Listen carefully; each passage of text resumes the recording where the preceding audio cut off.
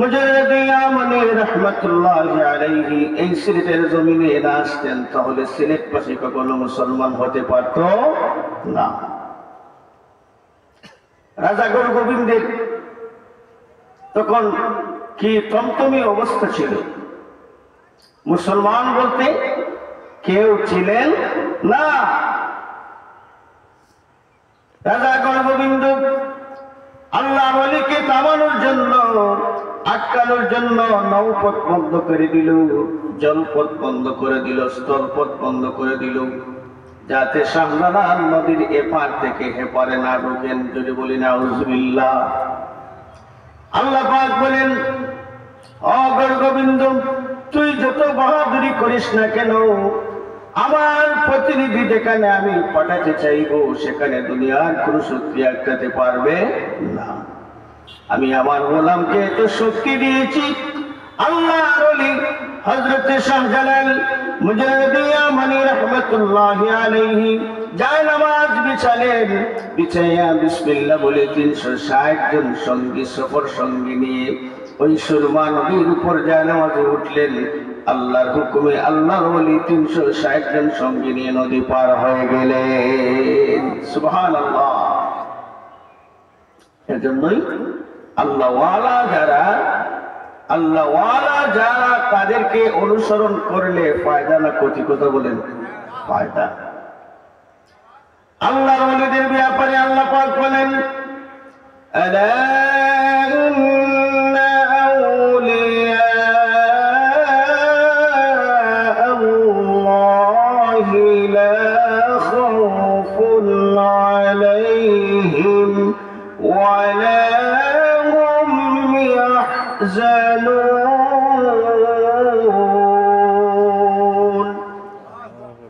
আল্লাহ পাক বলেন, ইন্না আউলিয়া আল্লাহ, যারা আল্লাহর ওলি, যারা আল্লাহর গোলাম, লা খাউফুন আলাইহিম, লা খাউফ তাদের কোনো ভয় নাই, লা নাই খাউফ তাদের কোনো ভয় নাই, লা খাউফুন আলাইহিম ওয়া লা হুম ইয়াহজানুন, তাদের কোনো চিন্তাও নাই। সুবহানাল্লাহ। আল্লাহর ওলি যারা, তাদের ভয়ও নাই, তাদের কোনো চিন্তাও নাই। আল্লাহর ওলি যারা, তাদের জীবন তালাশ করে দেখুন, তারাও আমাদের মতো একজন মায়ের সন্তান, আমাদের মতো একজন বাবার সন্তান। কথা বলেন ঠিক কিনা? কিন্তু তারা আমাদের চাইতে ব্যতিক্রম কেন? তারা তাদের মাবুদকে এমন ভাবে সন্তুষ্টি করেছেন, এমন ভাবে খুশি করেছেন, আল্লাহর প্রেমে পাগল হয়ে তাদের জীবনটা বিসর্জন দিয়েছেন। আর এই প্রেমে পাগল হয়ে বিসর্জন দেওয়ার কারণে আল্লাহ পাক তাদেরকে আল্লাহর মাহবুব বলে ঘোষণা দিয়েছেন। সুবহানাল্লাহ। এজন্যই আউলিয়া কেরামের কাছে গেলে ফায়দা হয়, লস বলতে কিছু না। আউলিয়া কেরামের দরবারে কোন মানুষ কখনো খালি ফেরত হয়েছে না। কিন্তু আউলিয়া কেরামগণের দেওয়ার মতো কোনো শক্তি নাই। কিন্তু এটা মানতে হবে, আল্লাহ পাকের দরবারে যদি কোনো আউলিয়া কেরামকে মাধ্যম ধরে, ওসিলা ধরে যদি কিছু চাওয়া হয়, আর যদি ওই আউলিয়া কেরাম আপনার আমার ব্যাপারে আল্লাহর দরবারে সুপারিশ করেন, আয় আল্লাহ, তোমার ওই গোলাম আমাকে ওসিলা বানাইয়া আমাকে সুপারিশ করার জন্য প্রার্থনা করতেছে। আল্লাহ গো, তোমার বান্দার মনের খবর তুমি জানো, সব মনের খবর তুমি জানো, তুমি অন্তর্যামী, তুমি অন্তরওয়ালা। আয় আল্লাহ, তুমি মনের খবর জাননেওয়ালা, তোমার গোলামের মনে কি হইতেছে না হইতেছে তুমি বুঝতেছো। আল্লাহ গো, তোমার বান্দার মনের খবর তুমি বুঝে নাও। আল্লাহ, তোমার বান্দার মনের সকল বেদনা দূর করে দাও। জোরে বলি আমিন। যদি কোনো আউলিয়া কেরামের দরবারে কোন গোলাম বান্দি যদি উপস্থিত হইয়া আউলিয়া কেরামকে সন্তুষ্ট করেন, আল্লাহর দরবারে আপনার আমার জন্য, তার জন্য সুপারিশ করাতে পারে, আল্লাহর দরবারে আউলিয়া কেরামের সুপারিশ কখনো বিফল হতে পারে না। সুবহানাল্লাহ। এজন্যই আউলিয়া কেরামের দরবারে যাওয়ার দরকার আছে না নাই? আছে। আউলিয়া কেরাম যারা, তাদের জীবন তালাশ করে দেখুন, তাদের কোনো বড় বাড়ি গাড়ি নেই, ব্যাংক ভর্তি কোনো টাকা নাই, তাদের অট্টালিকা কোনো বিল্ডিং নাই, তাদের চলাফেরা ছিল একবারই সাধারণ চলাফেরা, একবার খেলে দুইবার কান নাই। তারা দুনিয়ার প্রতি তাদের কোনো লোভ ছিল না, তাদের অন্তরে কোনো দুনিয়ার কোনো মোহমায়া ছিল না। তাদের অন্তরে শুধুমাত্র একটি মোহমায়া ছিল, সেই মোহমায়া হলো তাদের মাবুদকে তারা কি দিয়ে সন্তুষ্টি করবেন। সুবহানাল্লাহ। মাবুদকে যদি আমরা সন্তুষ্ট করতে পারি, তাহলে মাবুদের কাছে চাইলে কি ফেরত হবে? কথা বলেন, ফেরত হবে না। এর জন্যই আল্লাহ পাক সময় দিয়েছেন, আল্লাহ দিন এবং রাতকে গোলামের জন্য আল্লাহ পাক বলেন, ওয়া আকিমিস সালাতা তারাফাইন নাহারি ওয়া যুলাফাম মিনাল লাইল ইন্নাল হাসানাতি ইউযহিবুনাস সাইয়্যাত। আল্লাহ পাক বলেন, গোলাম রে, তোমার জন্য দিনে এবং রাত্রে আমি নামাজ নিযুক্ত করেছি, ফরজ করে দিয়েছি। দিন রাত মিলে তুমি 5 ওয়াক্ত নামাজ পড়ো, 5 ওয়াক্ত নামাজ পড়ে এশার নামাজ পড়ে তুমি সুন্নত তরিকায় তুমি ঘুমায় যাও। আবার শেষ রাত যখন হবে তাহাজ্জুদের সময়, নিশিরাত যখন তুমি তোমার মাবুদের সঙ্গে নির্জনে কথা বলবে, তুমি তাহাজ্জুদের নামাজে দাঁড়াইয়া যাও। আল্লাহ পাক রব্বুল আলামিন নুজুলের রহমতের সময় অপেক্ষা করতে থাকে, আমার কোন গোলাম আমার কাছে কি চাইলো। আল্লাহ বলেন, এই নুজুলের রহমতের সময় আমার যে গোলাম আমার কাছে যা চাইবে, এই নুজুলের রহমতের সময়ের ওসিলায় আমি আমার গোলামের চাওয়া অনুযায়ী তাকে আমি পূরণ করে দেব। সুবহানাল্লাহ। এর জন্যই আউলিয়া কেরামদের জীবন তালাশ করে দেখুন, তাদের জীবনটা সব সময় একমাত্র আল্লাহ পাকের সন্তুষ্টির জন্য তাদের জীবনটা বিসর্জন দিয়েছেন। সুবহানাল্লাহ। ইতিহাস দেখুন, হযরত শাহজালাল মুজাদ্দিদ ইয়ামানি রাহমাতুল্লাহি আলাইহি আল্লাহ ওলি সংসার পর্যন্ত করেন নাই, একটাই কারণ, আল্লাহ ওলির মনে আসছিল যদি আমি সংসার করি, আমার স্ত্রী হয়, বাচ্চা হয়, আমি তাদেরকে সময় দিতে হবে। চিন্তা করলেন তখন তো আমার মাবুদের সাথে সম্পর্ক, এই সময়টা দেওয়া আমার কমে যাবে, তাহলে যাক সংসারের প্রয়োজন নেই, আমার সারা জীবনটা আমার মাবুদের কাজে আমি ব্যস্ত করে দেব। সুবহানাল্লাহ। সম্মানিত হাজিরিন, আউলিয়া কেরামদের পথ হচ্ছে সরল পথ, আউলিয়া কেরামদের পথ হচ্ছে সুহাদায়ে কেরামের পথ, আউলিয়া কেরামের পথ হচ্ছে নবীদের পথ, আউলিয়া কেরামের পথ হচ্ছে সালেহিনদের পথ। আর ওই পথ যারা অবলম্বন করবে, ওই পথে যারা অনুসরণ করবে, আল্লাহ পাকের কাছে তারা প্রিয় হয়ে যাবে। আর যারা আল্লাহ কাছের প্রিয় হয়ে গেল, আল্লাহ পাক তাদেরকে জান্নাতের মেহমান হিসেবে কবুল করে নেবেন। সুবহানাল্লাহ। দুরূদ পড়ি, আল্লাহুম্মা সাল্লি আলা সাইয়্যিদিনা মাওলানা মুহাম্মদ ওয়া আলা আলি সাইয়্যিদিনা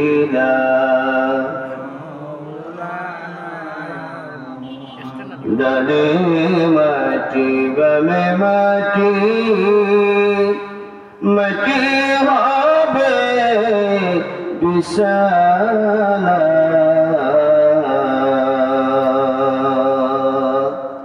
অন্ধকার কবরের মাঝে সঙ্গে কেহ থাকবে না। আল্লাহুম্মা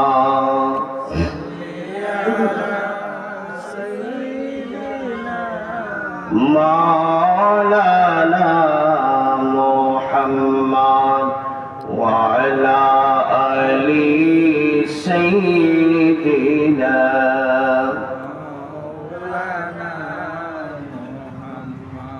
সম্মানিত হাজিরিন, আউলিয়া কেরামদের অনুসরণ করলে জীবনে একটাই লাভ হবে, সেই লাভটা হলো আল্লাহ পাকের সন্তুষ্টি পাওয়া যাবে। সুবহানাল্লাহ। আল্লাহ পাকের বন্ধু রাহমাতাল লিল আলামিন সাইয়্যিদুল কাওনাইন ওয়াস সাকালাইন মুহাম্মাদুর রাসূলুল্লাহ সাল্লাল্লাহু আলাইহি ওয়াসাল্লাম বলেন, যে গোলাম আমার যে উম্মত আল্লাহ পাকের গোলামি করে আল্লাহকে সন্তুষ্টি করল, সে যেন আমি মুহাম্মদকে সন্তুষ্টি করে নিল। আর যার উপর আল্লাহ খুশি তার উপর নবী খুশি, আর যার উপর আল্লাহ এবং নবী খুশি তার জন্য আল্লাহ পাক জান্নাত তৈরি করে রেখেছেন। সুবহানাল্লাহ। আল্লাহ পাক কোরআনুল কারীমের মধ্যে ঘোষণা করেন, ইন্নাল্লাযীনা আমানু ওয়া আমিলুস সালিহাতি কানাত লাহুম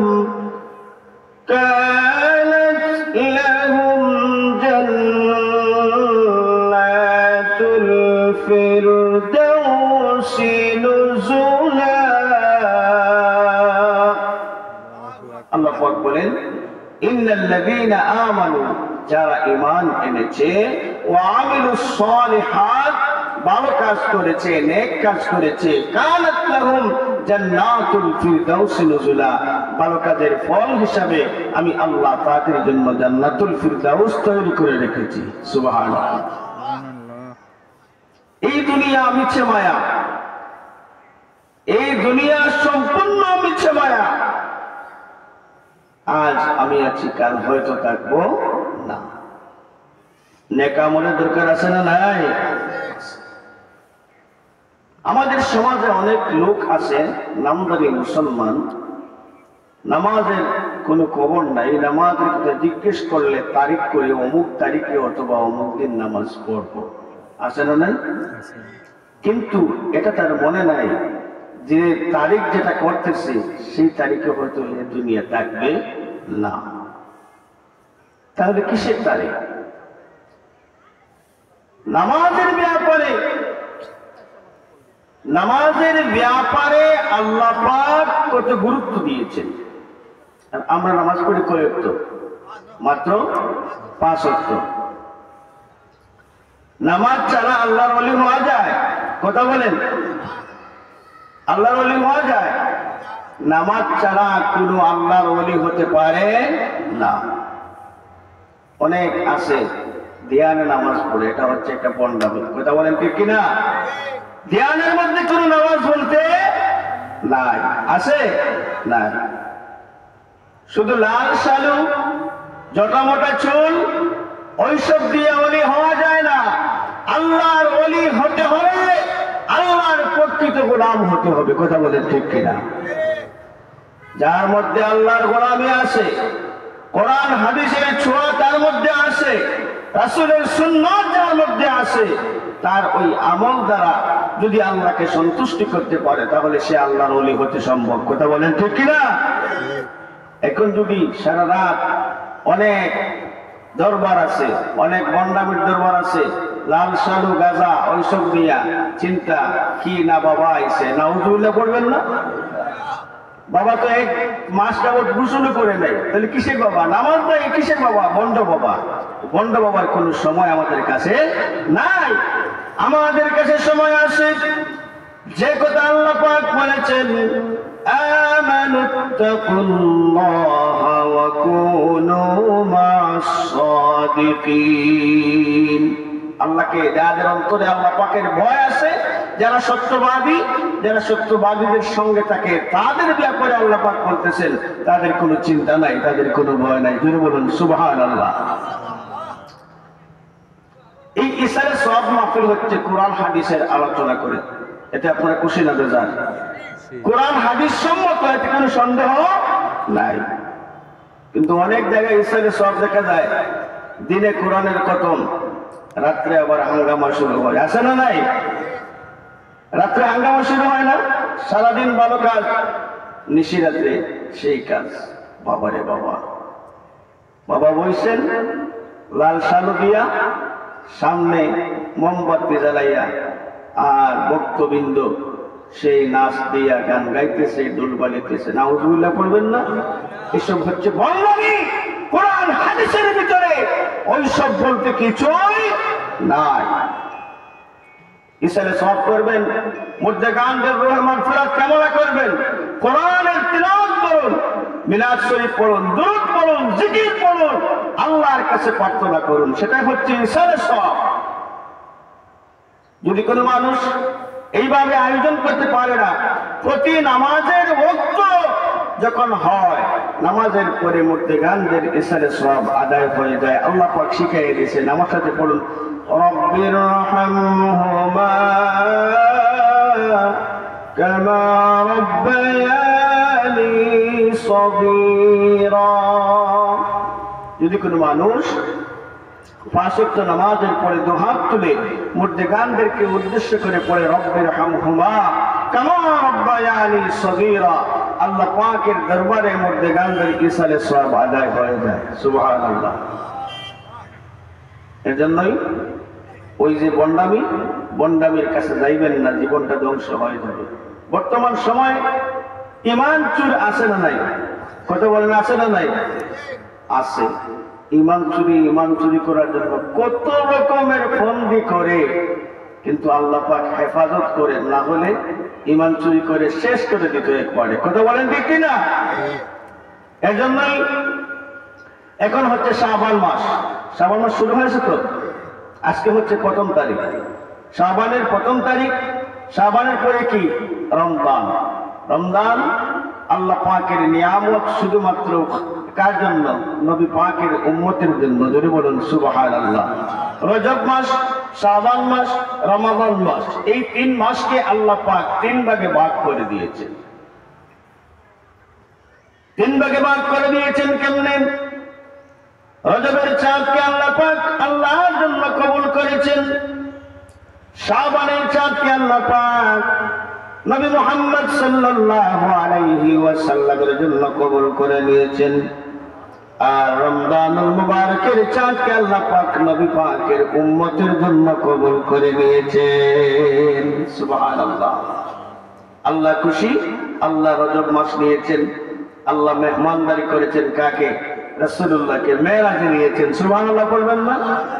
শাবান মাস দিয়েছেন নবীকে, নবী ওই শাবান মাসে কতদিন যে নফল রোজা রেখেছেন। আল্লাহর হাবিব সাল্লাল্লাহু আলাইহি ওয়াসাল্লামের আহলিয়াগণ, আমাদের আম্মা জানরা বলতেছেন, শাবান মাস যখন আসতো রাসূলুল্লাহ দিনের পর দিন নফল রোজা রাখতেন। সুবহানাল্লাহ। আর রমজান মাসটার জন্য নবী পাকের উম্মতের জন্য। নবীর উম্মত, চিন্তা করো, তোমার অন্য মাসে তোমার তারাবি নাই, অন্য মাসে তোমার পার্মানেন্ট ইফতার নাই, সব সময় তোমার সেহরি নাই, আছে নাই? কিন্তু মানুষ তো বুঝে না, নবীর উম্মত তো বুঝে না যে রমজান মাসে আমার আমলের পরিবর্তন হয়। কথা বলেন ঠিক কিনা? কিন্তু ওই আমলটা যদি রমজান না হয়ে সারাটি বছর এই আমল থাকতো, তাহলে আল্লাহর ওলিয়ে পরিণত হতে পারতো না। কথা বলেন, পারতো না? রমজানুল মুবারকে মানুষ যেভাবে নিজ দায়িত্বে 5 ওয়াক্ত নামাজ পড়ে, রোজা রাখে, আল্লাহকে ভয় করে, কোরআন তেলাওয়াত করে, শেষ রাতে তাহাজ্জুদ পড়ে, ওই আমলটা যদি সারা 12 মাস করতো, তাহলে আল্লাহর ওলিয়ে পরিণত হয়ে যেত। সুবহানাল্লাহ। কিন্তু আমাদের তো রমজানুল মুবারক আসলে অনেক সময় দেখা যায় মসজিদের পানির ট্যাঙ্কি দিয়েও শর্ট হয়। কথা বলেন ঠিক কিনা? শাবান মাস যখন আসে, নামাজের সংখ্যা কমে না বাড়ে? কথা বলেন, বাড়ে না কমে? অনেক সময় মুয়াজ্জিন সাহেব জবাবদিহি হতে হয় যে মসজিদের ট্যাঙ্কিতে পানি কেন নাই, আছে না নাই? কিন্তু যখন শাবান চলে যায়, রমজানুল মুবারক চলে যায়, ঈদ উল ফিতরের জামাত যখন শেষ হয়ে যায়, এরপরে দেখা যায় মসজিদে আর মুসল্লি বলতে না। এখন ওই মুসল্লি কোথায় গেল? মুসল্লির ব্যাপারে আল্লাহ পাক বলেন, তোমরা যদি আমার গোলামির মতো করো, আর গোলামি করে যদি আমার কাছে চাও, আমি আল্লাহ তোমাদের চাওয়া পূরণ করে দেব। সুবহানাল্লাহ। এর জন্যই আউলিয়া কেরামের শান আল্লাহ পাক বাড়িয়ে দিয়েছেন। আপনি আমি যদি আউলিয়ার শান কমাতে চাই, বিন্দু মাত্র চেষ্টা করতে পারবো, কিন্তু বিন্দু মাত্র কমাতে পারবো না। এজন্যই আউলিয়া কেরামের ঋণ শোধ করা যাবে না। তাদের বিনিময়ে সারা পৃথিবীর মধ্যে এখনো আপনি খুঁজেন, সারা পৃথিবীর মধ্যে আল্লাহর প্রকৃত ওলিরা আছেন, যাদের কারণে এই দুনিয়ায় ইসলাম বলতে আসে। কথা বলেন ঠিক কিনা?